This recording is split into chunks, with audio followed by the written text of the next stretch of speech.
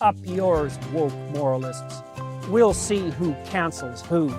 My anus is bleeding. He can't sit down. They call them dumps, big massive dumps. Got a flame coming out of his butthole. Beta male. Get in a long tube with a bunch of demons. Don't you ever do that. Don't you ever do that. I tell you don't do it. Oops. We're under attack. It is an alien force, not of this world. It's not human intelligence. Bullshit. Trust me, I'm like a smart person. Bullshit. It's not a salami sandwich. Disappointed! Repeat the line. Disappointed! How you like that, boy?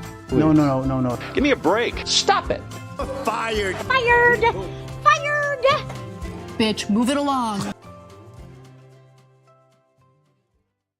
Now witness the firepower of this fully armed and operational battle station. It's not a salami sandwich. It's a viable baby in the womb. Stupid.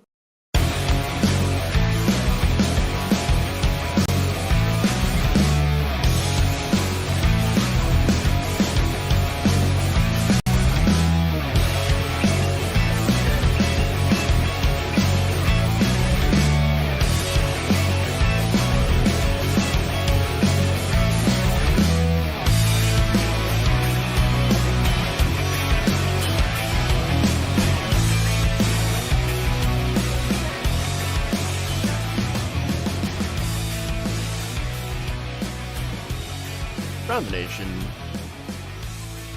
Waldorf Nation. What's up, everybody? Welcome to the show. It's Thursday. We got a show for you. I'm here. We got stories. There's fun. There's games. There's ghouls and goblins as usual. So we're gonna get through that. And by the way, probably one of the most interesting stories that I have that I haven't really seen reported anywhere else actually involves Pink-haired communist. But wait, does it? Really a communist? Or is she a Fed? Oh, okay, interesting. That's a really, really interesting story. You're gonna love that.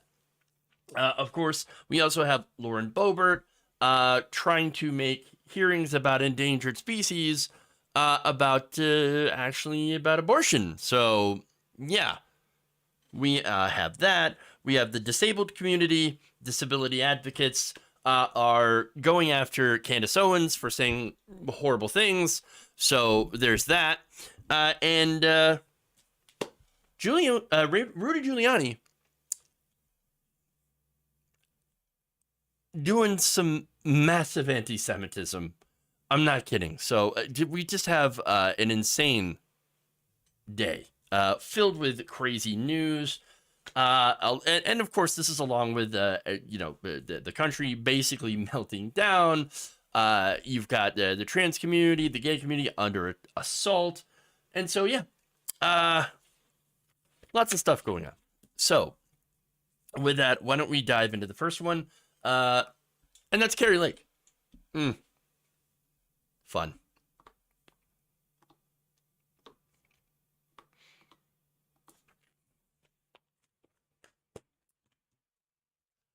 All right.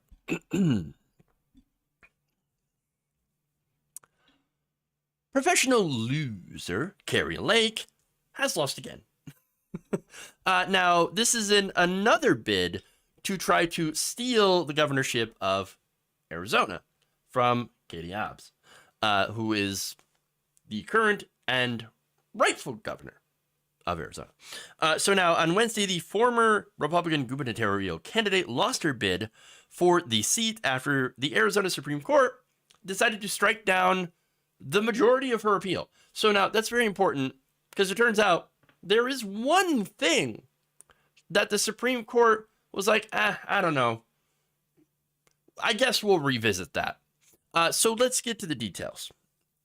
Maricopa County Superior Judge Peter Thompson rejected the claim that Carrie Lake was the rightful governor, and also rejected her claim to have a redo election, which to me doesn't really make sense. You want a redo election? If you want to redo, why don't you just run in the next election? That would make sense to me, but apparently no. Carrie Lake wants the governorship essentially just handed to her. And they want to call millennials entitled.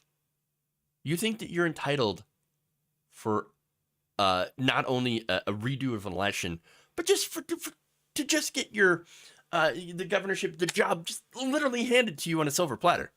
What is this? Yeah, no, I know. Oh, I would have been governor if it wasn't for those pesky voters. Come on. Look, overall, the court ruled that 6 out of her 7 claims had already been properly dismissed by lower courts, meaning they were already adjudicated. The evidence was presented, and, it was examined and then ruled on. And it turns out they had no merit. The claims she had that she was making had no merit because there was no evidence behind them to prove her case. In fact, Chief Justice Robert Brutinel said Lake's challenges were, quote, insufficient to warrant the requested relief under Arizona or federal law. So now I said that there were 7, things that she had brought to the court, whereas 6 of them were dismissed. There is one that gives her a slight bit of hope, or I should say a little bit of hopium. But really, at the end of the day, it still ends up being copium. So let me get to the details of that. Now, the 6th claim dealt with the insufficient ballot signature verification, and that was sent back to a lower court judge to review. It says, quote, if Lake can prove votes were affected in sufficient numbers to alter the outcome of the election, based on a competent mathematical basis to conclude that the outcome would plausibly have been different, not simply an untethered assertion of uncertainty, otherwise it was dismissed properly. So basically they're saying, look, if you have evidence that the votes were affected by this, signature verification, then we'd be more than happy to go and have the lower court that dismissed it review. If you basically put up or shut up, okay? You got the evidence. You claim that you have the evidence. Okay, we're going to give you another shot at that. Go and present the evidence. Now, of course, like Donald Trump, like Mike Lindell, Carrie Lake basically wants us to Just forget about the evidence. What evidence? Evidence. It's all around you. The fact that I am not governor right now, that should be evidence enough for you to, just hand that seat over to me. That's it. That's all she wants because, again, she doesn't have any evidence of that. And by the way, that said, signature verification. So, look, do I think her case has any sort of merit, any sort of chance of getting through? No, not whatsoever. She doesn't have any evidence to prove her case. That said, right, signature verification also proves nothing. Why? Because it's pretty obvious. People's signatures throughout their lives change. Ooh, I know. No one writes the exact same way their entire lives. Signature verification also has disproportionate impacts on the elderly and disabled who, whose signatures undergo the most change throughout their lives and are not consistent. Other people that are impacted by this, according to the ACLU, women whose names change after they're married, okay, and whose new signatures, might not match what's on county records. You also have transgender people who have changed their name. And so what this is essentially a way to disenfranchise groups that are already on the margins, that are most susceptible to being disenfranchised from the vote. That's it.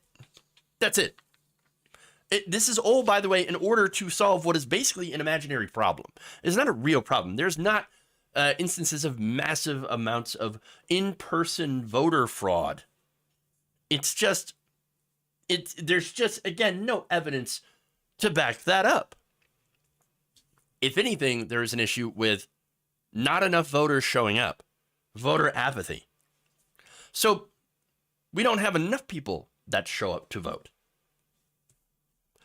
You're going to make an argument that, again, we can look at the historical trends, right? We can look at the percentage of voters, of eligible voters, that do not vote, that decide to stay home, or, by the way, are not able to get to the polls on Election Day, which is a Tuesday. People got to work. People got families. People can afford childcare.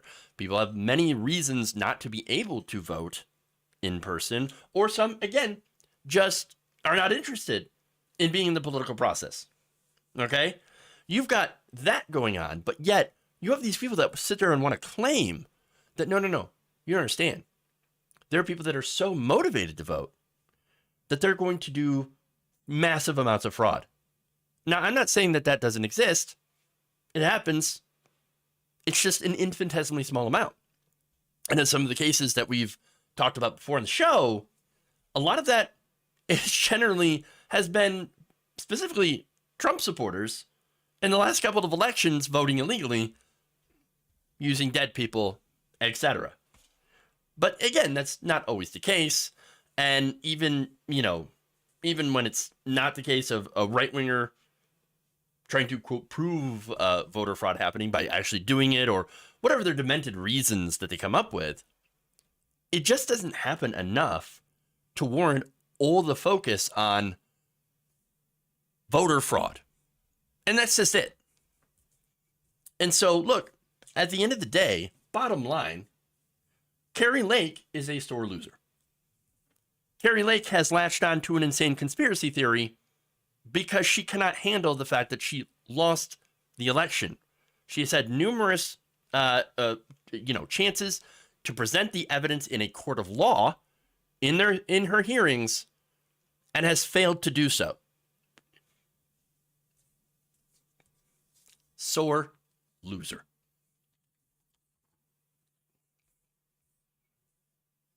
All right, let's go to Lauren Boebert.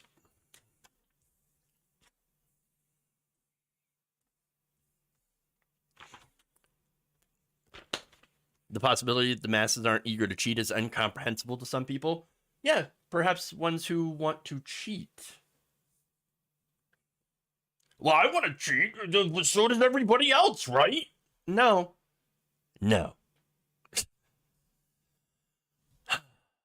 Okay. Moving on. Let's go to Lauren Boebert. Oh boy.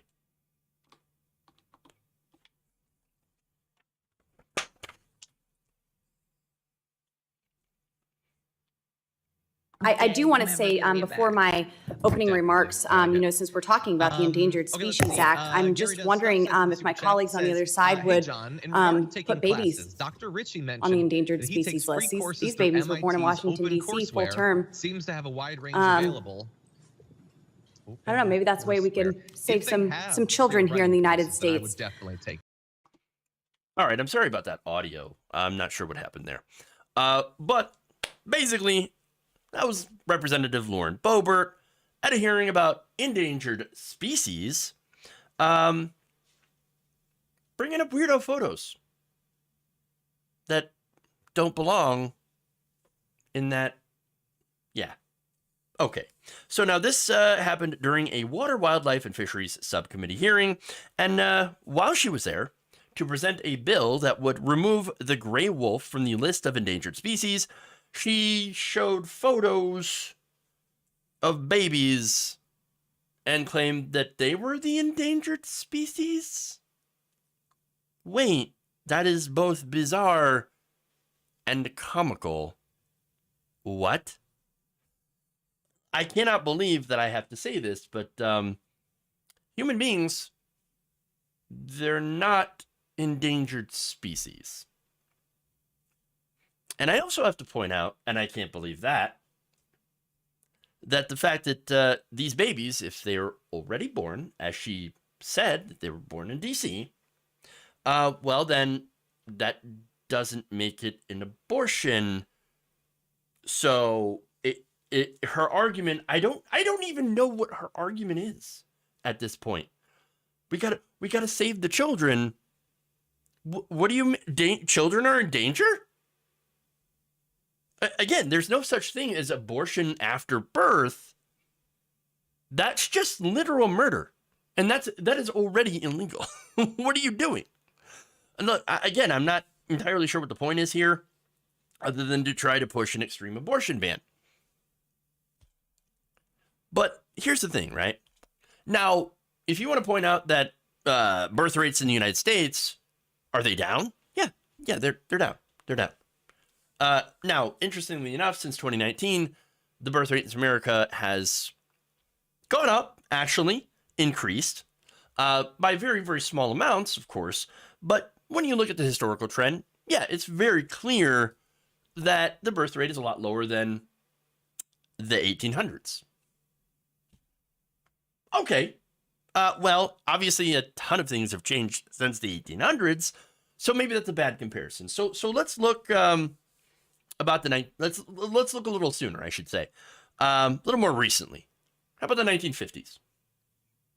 That also might be a bad comparison because of all the different social change, things like birth control, for example, being legalized for Americans, for American women specifically. And so you also had in the 20s, women's rights, more women going into the workforce. Okay, so let's look even more recently. How about 2000? Well, it's also been going down. The birth rate had actually declined from 14.3 live births per 1,000 people to about 12 live births per 1,000 people in the year of 2020. So now when you look at that, yeah, it's down, but it is down ever so slightly. That said, are we an endangered species? Well, based on numbers, no, there's 8 billion people on this planet, so the argument is a bit ridiculous. But actually, when you look into it, it gets a little bit more insidious. It becomes more of a dog whistle. And what do I mean by that? Well, generally, I have noticed that many of the people who fearmonger about declining birth rates are really doing so mainly in the context of white birth rates that are declining.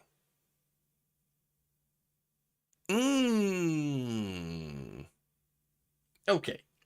So now this also, I've noticed, is used as a way to push the culture wars by blaming the, I don't know, the destruction of the nuclear family and women not wanting to be mothers or not wanting to have families on gay people, trans people, and the dreaded feminisms that has destroyed the family and the fabric of our society. No, look, in reality, I think one of the main issues that drives the decline in birth rates happens to be economic. Look, in the United States, we do not have paid family leave. We have a system where childcare is prohibitively expensive. And a situation in this country when it comes to wages where it takes 2 incomes in a household to make ends meet. The average American household is struggling to pay the bills, especially now with inflation. Now, this is at the same time where you have conservative politicians that have been pushing food stamp cuts, and they're fighting against bills that allow free school lunches. Yeah. So wait, it also, by the way, sends it costs an extremely high amount of money to send children, kids to college, to get an education, to be competitive in the job market.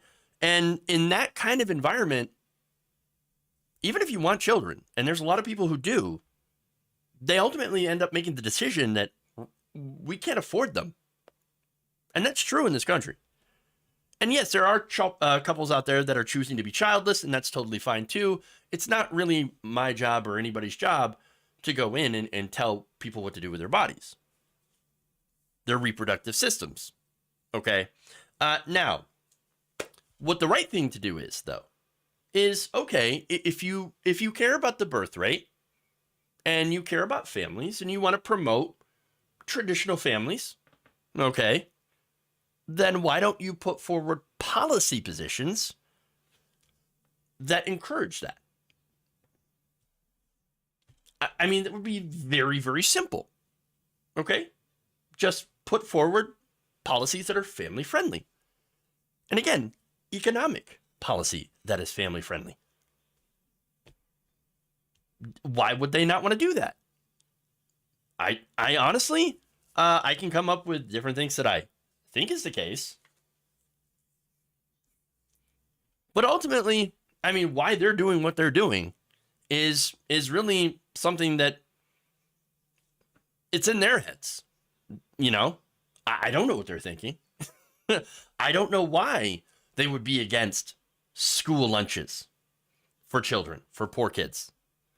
I don't know why they would be against reducing the amount that it takes to, you know, send your kid to childcare, or raise wages for average American working families. I don't know.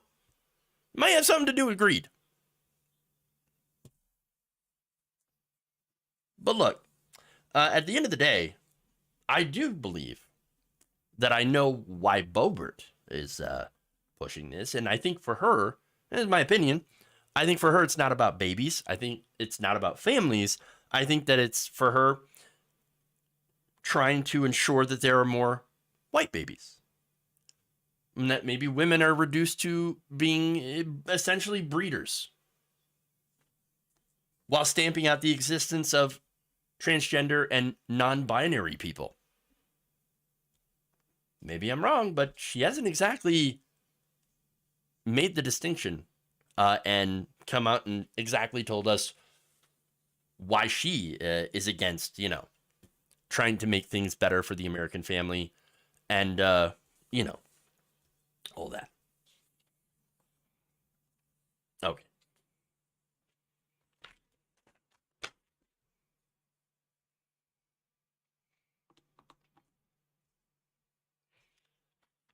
All right. Moving on.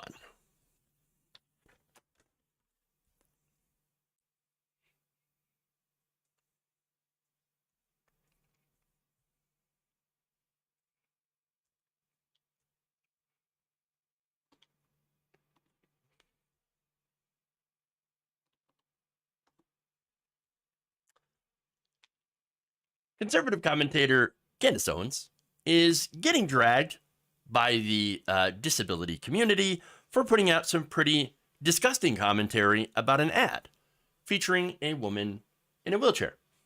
Take a look. Really? That's all I'm going to say is really. I don't really understand how far we're going to take this inclusivity thing. I really don't get it. I don't know. And if I'm wrong, again, educate me. Today, I just want to be educated in the comments. If people that are in wheelchairs were thinking as they were looking around, like, you know what really upsets me? That I've never seen a bra and underwear advertised with a girl in a wheelchair. Why did they do this? I don't know. I don't know why this needs to be done. I'm just getting tired of this all inclusivity thing. It seems ridiculous. I mean, we're going to be on crutches and be like, well, how come we don't have a girl that's broken her leg on crutches also in a bra and underwear? I don't feel included. I don't know. I don't think I can buy panties. I just can't buy panties because I don't know. I don't feel included. Look, I assumed that people that were in wheelchairs also have to buy bras and have to buy underwear. It's just something that I just assumed that was a thing. I didn't know that we needed to see that in our face. I didn't know that now we're going to have to look forward to campaigns where women that are in wheelchairs are now wearing bras and underwears because we as a society just cannot get to the bottom of our ridiculousness, because that's what it is. We are being ridiculous, America. When I see stuff like this, I just go, whose idea was this? Was it your idea? Okay, you're fired. I'd like to fire the person who was behind this ridiculous campaign. And by the way, I think people in wheelchairs will back me up on this. I think they're on my side. I think they think this is stupid. Let's all just agree today on Tuesday to stop. Well, you know what? I think you should probably take your own advice and stop. You should have stopped before you even began. How could you not look at that segment and go, maybe I shouldn't put that out there. Maybe this would be a bad idea. Look, Here's the thing. She asks, whose idea was this? Whose idea was this? Why do you care? Let me just break this down simply for Candace Owens, who seems to have an issue here and can't figure out why. It's not for you, Candace. This is not made for you, and not everything is supposed to be made for you. You are not the center of the universe. It doesn't affect you in any way negatively. Why does this bother you? Why is this a problem? Oh, I can't stand that when other people want to feel included. Really? Why is that? Why is that? You know what it comes down to here? I think that she does not want to see people with disabilities in public. She does not want to have to be subjected to knowing that disabled people exist. It is uncomfortable for her. Really. That's why she says, I don't want to see it. I don't want to see them. Why is this in my face? Why do I? It's just so ridiculous. Look, this whole argument that she's been making is so super incredibly messed up. And it's the exact same attitude that allows for the continued discrimination and dehumanization of people with disabilities. And by the way, she's not the only conservative figure who has said horrible things about disabled people. Do you remember Donald Trump making the statement about the Paralympics? He said, what happened with the Paralympics was so incredible and so inspiring to me. Oh, okay. You should stop there. And then he said, and I watched. It's a little tough to watch too much, but I watched as much as I could. Why was it tough? Why was it tough to watch? And why would you say that?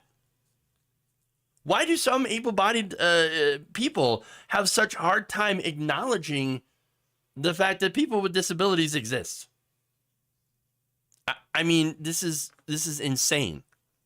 And by the way, she's flipping out over an ad that actually has been around for quite some time.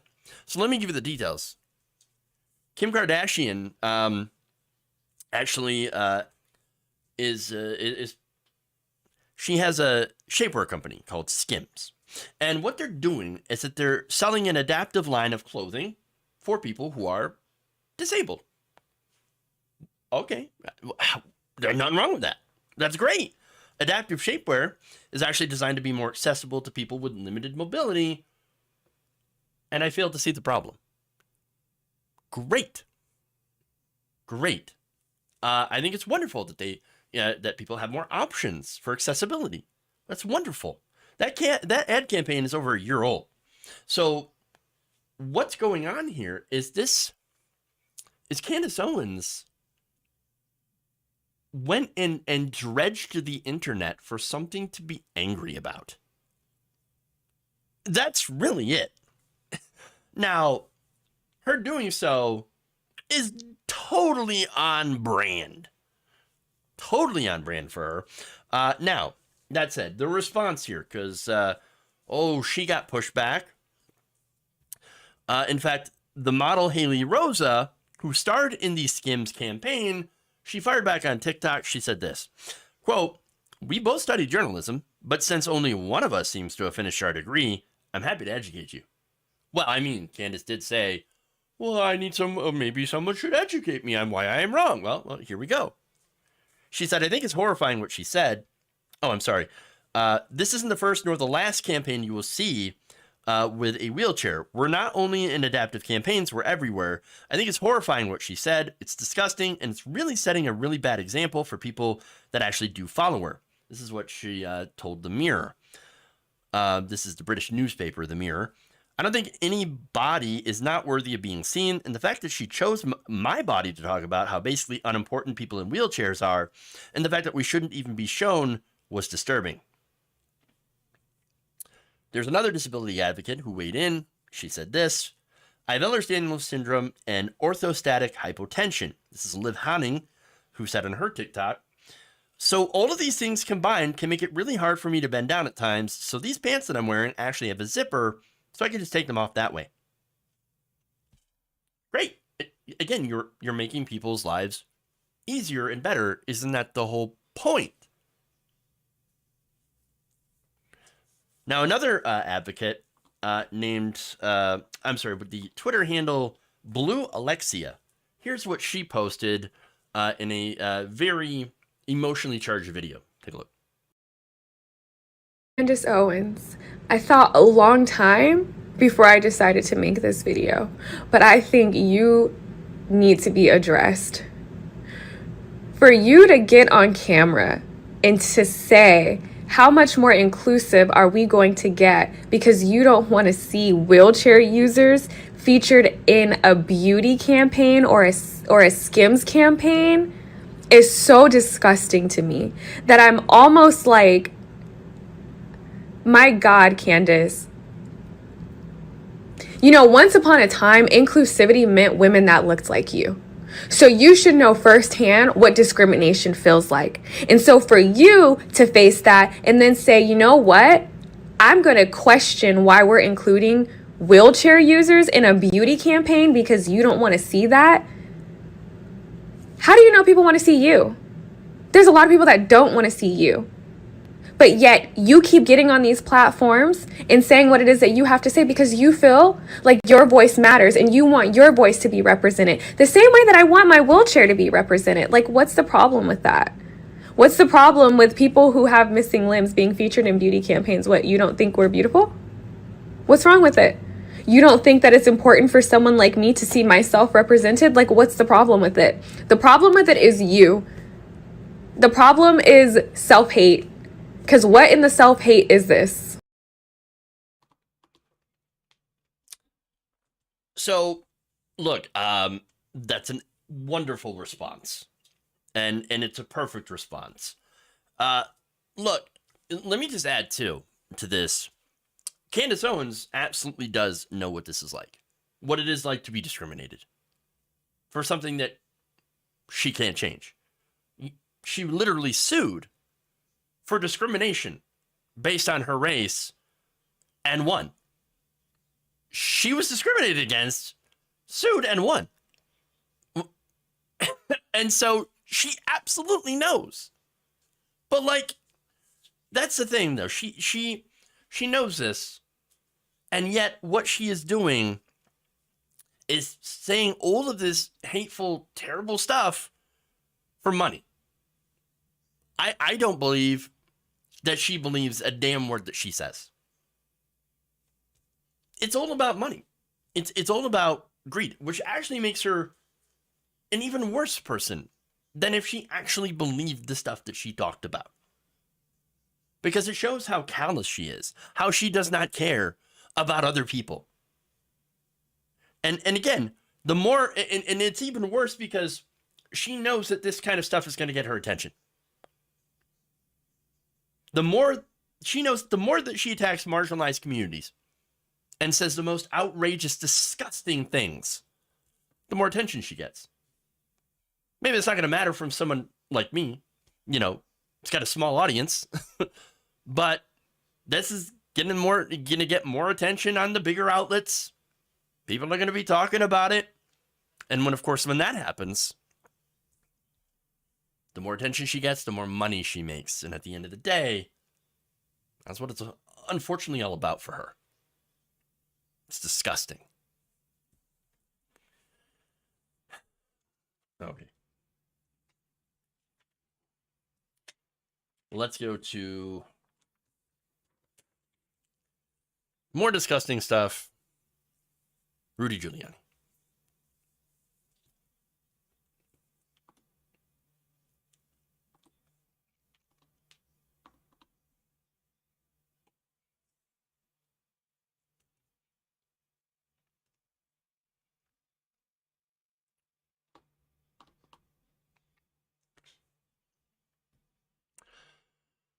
Former New York Mayor Rudy Giuliani made some pretty insane claims during a recent video appearance, and of course, leaned heavy into the anti-Semitism. Take a look. When we made our trip to Ukraine, I almost got arrested, almost got killed, almost got caught by Soros.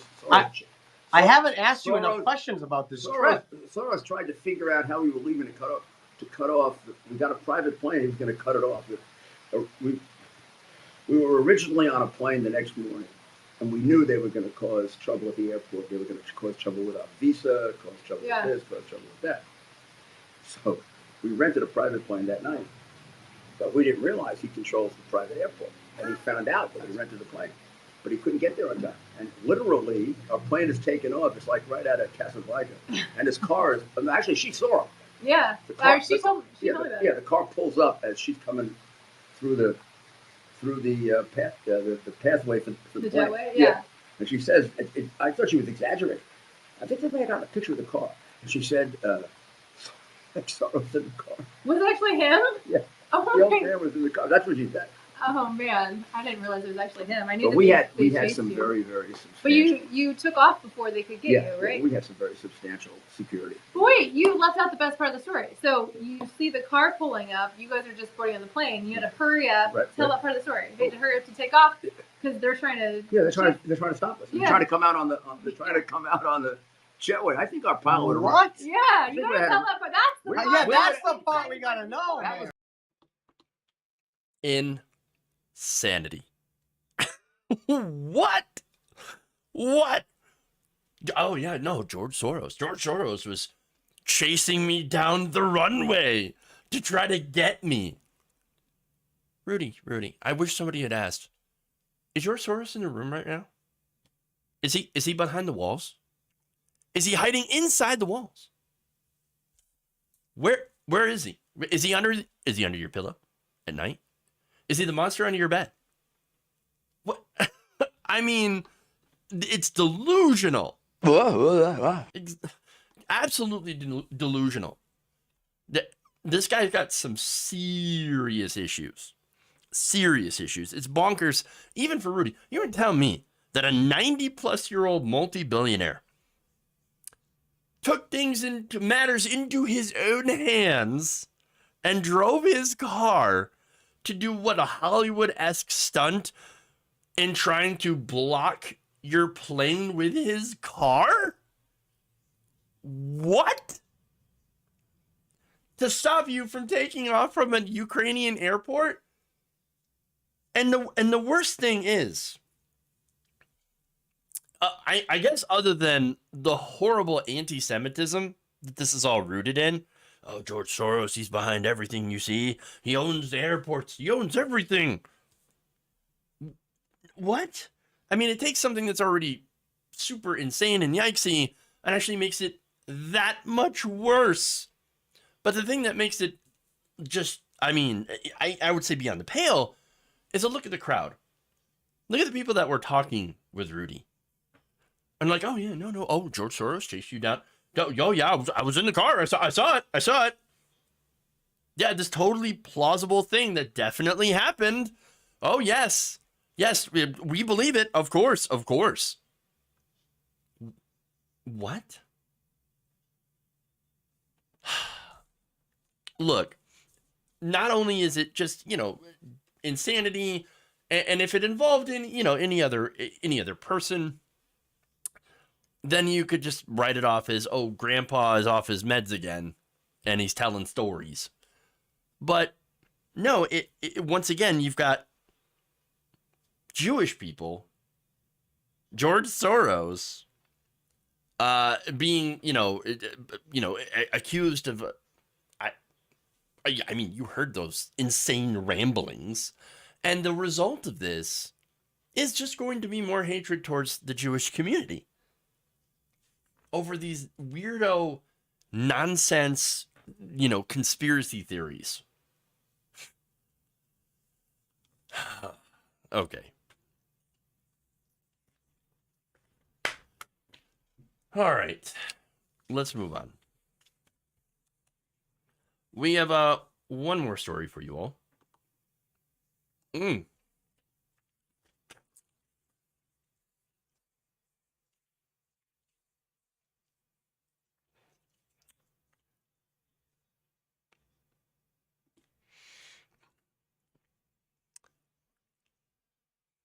While some in the right wing continue to claim that the FBI on January 6th had infiltrated Capitol rioters to make Trump supporters look bad or even led the riot, new reporting shows what they actually do, which is to say that they infiltrate the left, specifically when it comes to racial justice protests.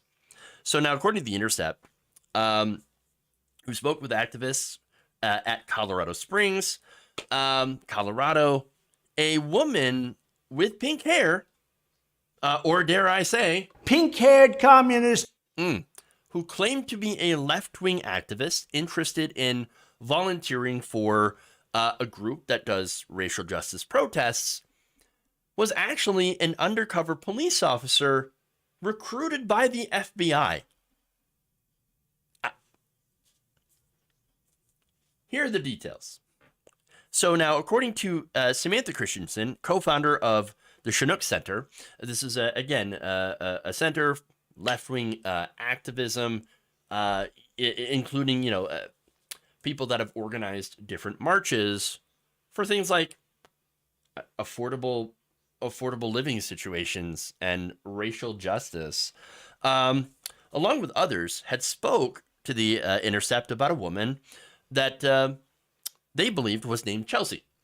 She, was the pink-haired alleged sex worker. So now look, and by the way, that was part of her story. Oh, I'm a left-winger, I'm a sex worker, and so I want to volunteer. Now, of course, the people at Chinook Center were like, okay, we don't care what you do. We don't care if you're a sex worker. We're pro-sex worker here. We don't care, the only thing that we care about is you want to do better for the community. You want to protest with us. You want to march with us. You want to volunteer. Totally fine. We're not going to question it. You want to do the right thing? Totally good. So now, according to John Christensen, Samantha's husband and another co-founder of the Chinook Center, quote, she had implied over the course of getting to know her that she was a sex worker. I think somebody else had told me that, and I was just like, oh, okay, that makes sense, said Autumn Carter Wallace, an activist in Colorado Springs. I never questioned it. So now it turns out that Chelsea's identity was fake. Her real name, April Rogers. April Rogers is a detective at the Colorado Springs Police Department who had been enlisted by the FBI to infiltrate and spy on racial justice groups during the summer of 2020.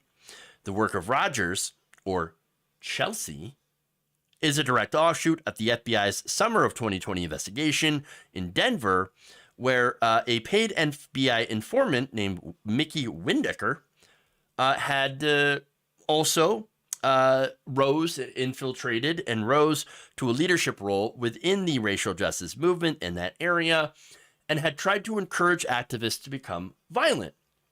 So now right there, think about this, okay? So Fed comes in to this group, infiltrates, paid informant, okay? And then tries to get people to be violent. Now the right wing says that was Ray Epps during January 6th. So there's no evidence of that. And by the way, Epps is now suing, specifically, I believe, Tucker Carlson. We don't have any evidence, though, that Epps was a Fed. And yet here, she basically admitted, yeah, I'm a Fed. In court. She admitted it. And Windecker also has shown in documentation to have been a federal informant. So this is where the real infiltration is happening. This is the real Fedception, okay? It ain't happening on the right. It's happening on the left. So keep that in mind. Now, Windecker had provided information to the FBI about an activist who attended demonstrations in both Denver and Colorado Springs, prompting federal agents to launch an investigation into the smaller Colorado city. As the FBI's Colorado Springs investigation reveals, Denver wasn't the only city where federal agents had infiltrated racial justice groups in that summer. In fact, working through the Joint Terrorism Task Force, a partnership with local police, the FBI assembled files on local activists using information that was secretly gathered by Chelsea or Rogers. And of course, during her time inside of the group, she had even attempted to entrap 2 activists in a gun running conspiracy. Wow. So now, her tactics had mirrored those of Windecker, who had tried to entrap 2 Denver racial activists in crimes, including an FBI engineered plot to attempt to assassinate Colorado Attorney General Phil Weiser. That, of course, went nowhere because these activists are like, nah, dog. No, we're not into that. We're just out here to try to help black people and the unhoused. What are you doing? No, no, we don't want this to do. No, we don't want to do violence. Now, Rogers had been basically part of that group and had spied on them for at least a year. Now, the FBI investigation in Colorado Springs also showed that federal law enforcement had embarked on, again, broad and until now secret strategy to spy on racial justice groups and try to entrap them in crimes. So now we also learned that the FBI targeting of racial justice activists wasn't just limited to Denver. It was, of course, all over. And, of course, Senator Ron Wyden had told The Intercept, once he had found out that this was going on, that it's a clear abuse of authority for the FBI to use undercover agents, informants, and local law enforcement to spy on and entrap people engaged in peaceful First Amendment protected activities without any evidence of criminal activity or violent intent. So I think that's very, very important. That is key right there, especially when you compare it to what happened on January 6th. So for days, even longer, before January 6th, there was monitoring of extremist language and plans to possibly perpetrate violence on the day of the certification of the election. Okay? Those warnings were largely ignored. And that's why they did not properly prepare for that. Now, at the same time, where they were seeing all these threats from the far right, extremists, they instead were looking at peaceful protesters and social justice activists and advocates who were not talking about violence, but were trying to entrap them in schemes anyway. By the way, one of the examples of the entrapment attempts involved illegal weapons, including grenades. In fact, FBI agents in Colorado Springs confirmed the meetings between Rogers and at least 2 different activists had occurred, although the possibility of a sexual encounter appeared to be implicit in the invitations.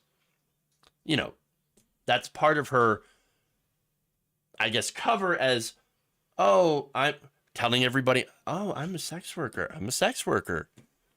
And then implicitly inviting them to entrap them in weapons deals. Now, the meetings, of course, took unexpected turns. In fact, one of the activists lured to a meeting with Rogers described walking into an apartment and finding 2 guys sitting there with her. Now, that particular activist asked not to be identified because he had feared that being publicly associated with an FBI investigation could cost him his job. Wish it worked that way on powerful people, but it doesn't. Now, the activist was basically asked by Rogers if he could find her an illegal gun to buy. The activist said, quote, I'm not going to sell one to you illegally. The activist, a firearms enthusiast, told Rogers and her 2 companions. He then left. Rogers then invited over a second man, a man identified as Gabriel Palchik, who said that she introduced him to 2 men named Mike and Omar, who claimed that they were running guns. So, no ambiguity there. Like, oh yeah, by the way, I have grenades and AK-47s. I can smuggle weapons for you. Now, Palchik's like, oh, okay, but no, I really don't want guns. not really interested in that. Keep that to yourself. That said, oh, by the way, they claim to have things like AK-47s and grenades and was willing to sell. Palchik said, I'm not interested. But he said, look, okay, I kind of hung around them a little bit. I mean, they were nice. They kept buying me like food and drinks and cigars, and they would get me drunk. In fact, Palchik says there's a few times where they were obviously pumping drinks into me. Saying, for example, quote, oh, yeah, do you want another double shot of that 16-year-old scotch? Why not? And then, of course, afterwards, like, oh, yeah, now that you're drunk, you want to buy some guns? Illegal guns? No, not really. Now, after a while, he's like, yeah, these guys, I'm getting an off feeling about them. So he decided to stop returning their calls and texts. Now, Palchik obviously hadn't been charged with any crimes because he didn't commit any crimes. He wasn't trying to buy illegal weapons. So, I mean, yeah. Now, agents ended up visiting his home anyway. And that's, by the way, he actually agreed to meet with agents afterwards, after the visit to his home where they found nothing. And they met with him at the FBI's office in Colorado Springs. That's on the condition of that he would be allowed to record their conversation. And in that conversation, the agents admitted that, yeah, we've been watching you for a while, and we've been trying to entrap you. Good job. Good job not being entrapped. Mike and Omar, according to the agent, were feds. And here's what the quote was. You felt that there was a gun-running conspiracy we were trying to throw at you, which those were, in fact, undercovers, said Brandon Kimball, the FBI agent, during the recorded conversation. He also said, they're basically in town to do a meeting with Gabe to sell him hand grenades. Palchik said, they were basically recounted for me that they were looking into me, because I allegedly inquired about acquiring weapons. And they said that, they have recordings of all the conversations I had with the undercovers, which obviously, yeah. But he hasn't been charged because he didn't do anything wrong because he wasn't buying illegal weapons. So, look, there's a lot more involved in this story. I would definitely advise you to go and read the whole accounting. And there will be a link to that story to The Intercept on in the description of the video.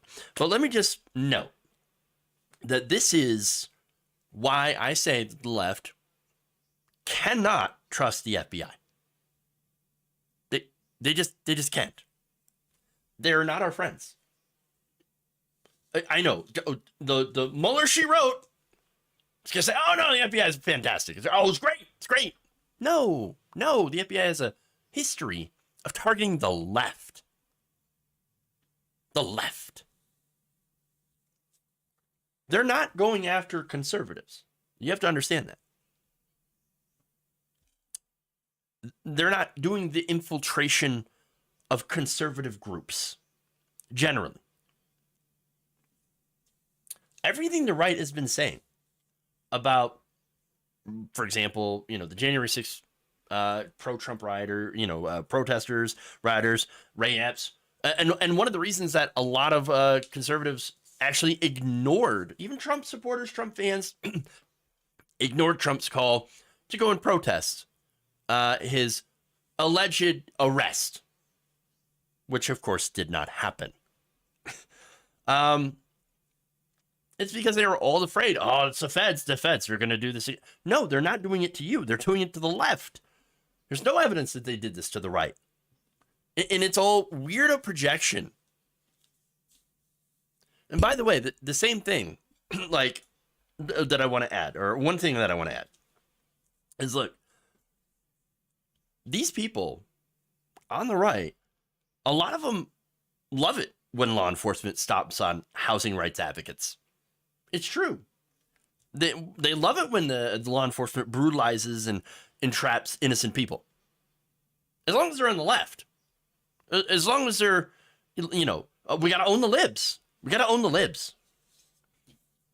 But when their own people try to overturn an election, they don't take any responsibility for some of their own that obviously believed in the big lie and tried to disrupt the certification of an election. They say, oh, no. It's the FBI, it's the feds. And by the way, it's the left. No, nobody's been targeted more by the FBI and law enforcement than the left. It is remarkable how these people continue to turn reality on its head to avoid any sort of accountability and to suit their own agenda.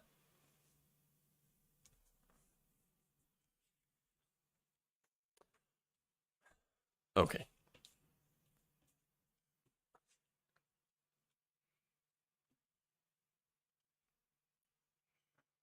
Pink-haired communist. Can't get over that. Okay. Look, that's all I got for you today. Let's read some super chats and member comments here. Peril 77 with the very kind $50. Saying, try to be on time. I'm trying. Adderall shortage is killing me. Like, I'm trying to get everything done on time, and you know, all the research and the videos, which I effed that up earlier today. So I'm gonna have to go and redo that when I edit. But I'm doing my best. I'm doing my best. And thank you for putting up with it while I'm obviously not at my best. Okay. Jonathan Leiter, thank you for the $2. Says, here's to us pesky voters. Vote on.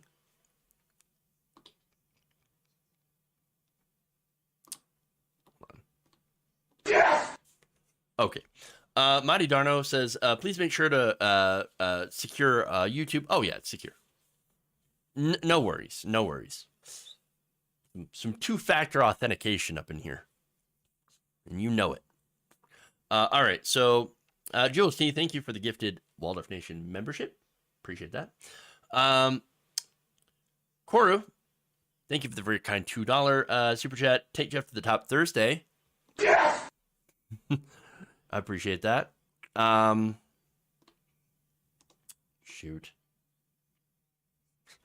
I'm a mess. I'm a disaster. Okay. Virginia Thomas, aka Ice Dragon, says, it's all about money and a damn thing funny. You gotta have a con in this land of milk and honey. The message, Grandmaster Flash and the Furious Five. Nice. Thank you for that $5, by the way. And Cassandra Kapranica says, with much appreciation for your work. We're a small audience, but a mighty nation. Thank you so much for the kindness and for being a part of the nation. So I really, really appreciate it and all the love. Thank you so much. Let's go over here to our Twitch community. Thank you for those watching on Twitch. Thank you for the Facebook audience as well. Love you all. Appreciate it. Please like and share the stream if you haven't already. With that said, Twitch audience, we are going to send you off to the surfs. And with that, have a great day. We'll see you back here later. And remember, change begins with you. Good night, everybody.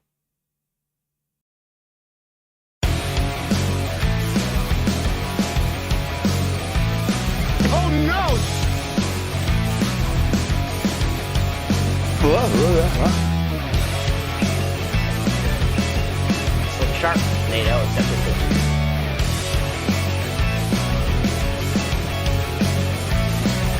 Fired!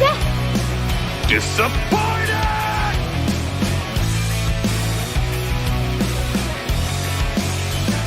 Really? Peachtree dish.